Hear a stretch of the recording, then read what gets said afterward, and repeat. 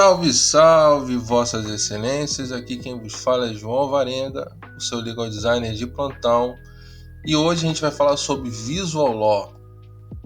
Você que tem perambulado sobre essa comunidade do legal design, você já deve ter notado que a maioria dos profissionais que trabalham com isso, nessa área, eles geralmente utilizam o termo Visual Law. Poucas pessoas utilizam o termo Legal Design.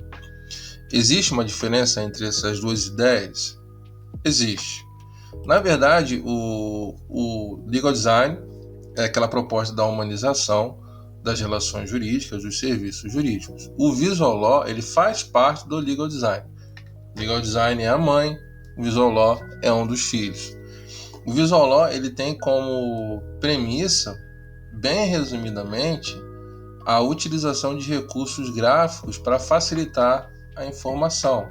Então, se você vai fazer um contrato social, você vai utilizar um gráfico demonstrando as cotas de cada sócio. Por exemplo, você vai fazer uma petição sobre um acidente de trânsito, você vai fazer um gráfico lá demonstrando como aconteceu aquele acidente. Você vai fazer uma petição de revisão de alimentos, você vai fazer uma tabela demonstrando os gastos que foram agregados ao longo do tempo e explicando a necessidade da revisão. Você vai fazer um contrato, você vai utilizar recursos gráficos, infográficos, você vai utilizar planilhas, você vai utilizar ilustrações. É isso que se trata o Visual Law. Então, quando a gente fala sobre as características visuais do Legal Design, na prática a gente estaria falando sobre o Visual Law. Não é errado você falar tanto Legal Design como Visual Law, os dois termos estão certos, os dois termos se tratam da mesma coisa, só que o Visual Law é uma coisa mais nichada. Como eu deixei bem claro no vídeo sobre o que é o Legal Design, você pode aplicar o Legal Design sem utilizar recursos gráficos. Basta você simplificar a informação, aquela informação jurídica, e utilizando os pilares do design com foco no Legal Design, que são o contraste, a hierarquia visual, o espaço em branco, o alinhamento. Nada disso você vai precisar utilizar, por exemplo, um gráfico, um infográfico ou um ícone. Você não precisa disso. Então, o Visual Law seria essa parte mais visual. Existem vários benefícios. Com o Visual Law você traz uma clareza maior à comunicação jurídica, né? Foram exemplos que eu dei de você utilizar um gráfico demonstrando as cotas de uma sociedade.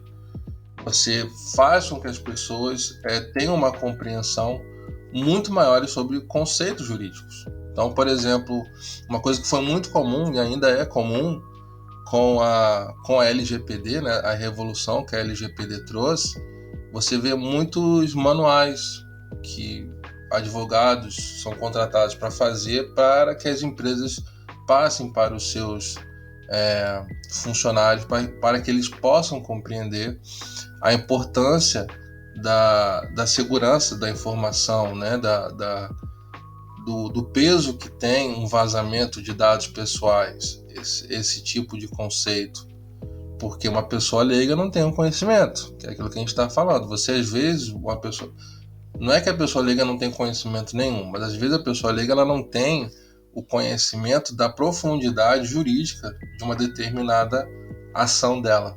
No caso da LGPD, então, nem se fala. Agora que estão saindo os processos, está saindo as sentenças, a gente vê o peso que tem para uma empresa, principalmente se for de pequeno porte. Além disso, você tem a questão do impacto visual. Se você souber utilizar bem esses recursos, vai causar um impacto muito mais profissional na sua informação. Então, é sempre importante. Eu vou até aproveitar esse momento para falar como eu tenho uma certa experiência no design, e que é uma coisa que eu inclusive já falei em outros vídeos meus. Utilizar elementos gráficos em documentos jurídicos, seja contratos, petições, é sempre uma coisa bem delicada, porque não é simples. Ícones, então, nem se fala. Eu acho extremamente difícil, porque você deve manter uma coerência visual, você deve respeitar a sua identidade visual. Então, para a utilização de recursos gráficos requer uma paciência maior, uma análise maior do que você está fazendo, porque você pode acabar causando o efeito contrário. Você pode tornar aquela mensagem ainda mais difícil de ser compreendida. Então, uma dica que eu dou para vocês, se vocês forem utilizar ícones, não inventem significados para um ícone. Tentem se ater à simbologia normal, ao senso comum. Se você vai utilizar um ícone, se você quer representar, por exemplo, um pagamento, não bote uma caneta. Você não vai botar, se você quer usar um ícone, uma representação gráfica para um pagamento, você não vai usar uma caneta. Não, mas com a caneta a pessoa assina um cheque. Não. Hoje em dia quase ninguém usa cheque, então você não vai fazer isso. Use uma moeda, use a imagem de um banco, um íconezinho de um banco ou de uma cédula. Vá no que já é senso comum, para que você não cause uma estranheza em quem está lendo. Tá certo? Essa é uma dica que eu dou para vocês. Tentem utilizar cores que façam sentido. As cores elas passam uma mensagem. Aí você vai se ater principalmente à sua identidade visual. Se a sua identidade visual é rosa, use os ícones cor rosa. Você não bota um rosa, um amarelo, um verde, né? Mantenha uma coerência visual na hora de utilizar esses recursos gráficos para não causar poluição visual. O Visual você tem que ter muito mais cuidado na aplicação do que o Legal Design, porque o Legal Design é uma questão de você simplificar e a diagramação ela não tem também muito segredo. Mas quando você começa a misturar a utilização de elementos gráficos, aí você tem que ter um cuidado maior, pelo menos essa a minha experiência, essa a minha opinião. Eu acho que é importante a gente ter um cuidado maior na utilização. E é basicamente isso. O Visual ele tem essa funcionalidade aí de utilizar recursos gráficos para facilitar a gestão do conteúdo jurídico. Eu recomendo, como eu já falei, eu recomendo que vocês tenham um pouco mais de cuidado quando vocês forem utilizar esses recursos, porque aí o tiro pode ser pela culatra e não é legal. Como são recursos gráficos, eles requerem um pouco mais de atenção, um pouco mais de fino trato na hora de inserir nos seus documentos. Mas tirando isso, é muito simples, não tem muito mistério e é muito bem-vindo você utilizar esses recursos para simplificar as informações. Eu espero que vocês tenham gostado dessa explicação. Se ficou alguma dúvida, podem deixar nos comentários. Vocês podem também me seguir no Insta, me perguntar, mandar um direct lá, eu vou responder com o maior prazer. Belezinha? Então, é isso aí.